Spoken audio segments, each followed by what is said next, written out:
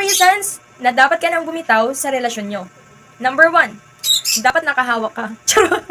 Hindi, joke lang, bura-bura. Umiral na naman yung pagiging asmalik ko. Hindi, ito na talaga, totoo na to. Number 1, hindi supportive. Yes, dapat ang totoong nagmamahal, supportive sa mga bagay-bagay, hindi kanya pagbabawalan, lalo na kapag yung bagay na gusto mo talaga ay nauna mo pang ginawa bago pa maging kayo. Like for example, na mahilig ka mag-volleyball, mahilig ka sa sports like basketball or anything, na ginagawa mo na bago pa kayo magkakilala, dapat suportahan ka niya doon. Number 2, one-sided love. Ito yung tipong ikaw na lang yung nagpapakita ng motibo na mahal mo siya.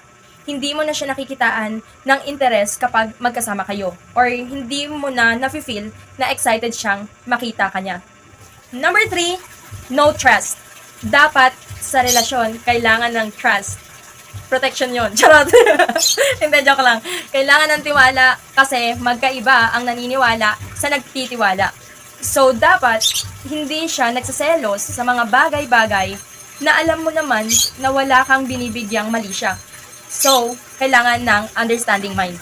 Yun lang. At mamaya magkikreate ako ng video kung ano yung pinagkaiba ng naniniwala sa nagtitiwala. Magkaiba yun, guys. And stay tuned. Once again, my name is Venus, just like a planet. Bye!